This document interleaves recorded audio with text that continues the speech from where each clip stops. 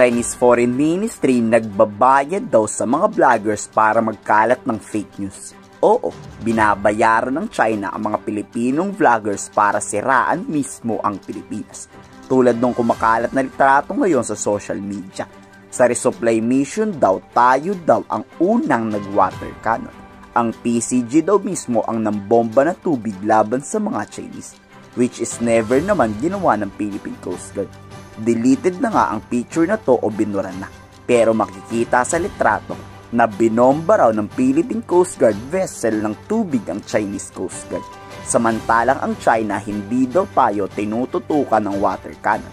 Chinese Coast Guard nga ang mabait dito. Hindi pa sana amin tong vlogger kung hindi pa pinagbanta ang ikukulong. Sa huli, inamin din itong vlogger na to na fake news raw siya. Please answer my question. What do you mean that the Philippines is using water cannon? Kasi po yung water cannon is a facility. Opo. Huwag ka magpalusot. I warn you. You're Opo. under oath. Ang water cannon Sagutin mo po where you refer that water cannon that you mentioned. Ang water cannon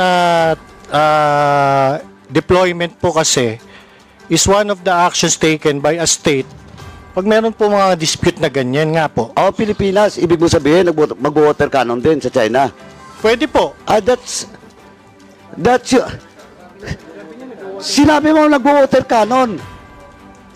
Mr. Chair, wala ako sinabi na ang Pilipinas na ginater cannon ng isang kalabang state. Ang sinabi po, but we're talking about the West Philippine Sea. This will be your last warning. Or else I will cite you in contempt. This is your last warning. You're under oath. Opo. What do you mean that the Philippines is using water cannon? Mr. Chair, ang sinabi ko nga po, ang Pilipinas po, nag-water cannon, pwede pong mag-water cannon. Hindi.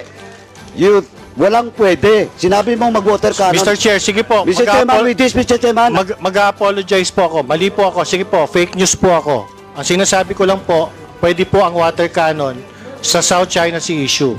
Hindi, ganito lang po. Fake news po ako. Ngayon na pag-alaman na binabayaran pala talaga ng China itong mga vloggers na to para gumawa ng fake news. Grabe na tong si Mauning.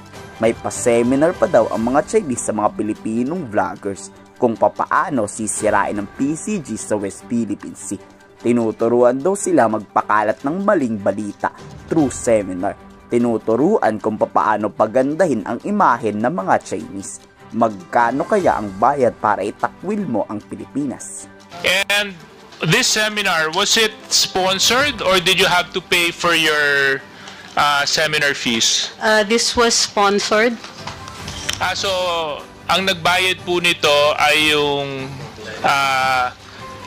state of China. Yes, sir. China government. Ang nagbayad sa inyo. Yes, sir. Sa travel ninyo, sa stay ninyo, at sa seminar. Okay. Paano po ba kayo naimbitahan para maging bahagi ng seminar? Through the Chinese embassy. Through the Chinese embassy. Pinili po kayo ng Chinese embassy. They conduct these regularly, I understand. There are others who are also invited from the mainstream media. Pero hindi po kami magkasabay that time. So, I understand that this is conducted regularly. I think yearly. I'm not sure though. Kung kayo kaya ang tatanungin, tatanggapin nyo ba ang bayad ng China para siraan ng Pilipinas? I-komento sa baba ang inyong salobin.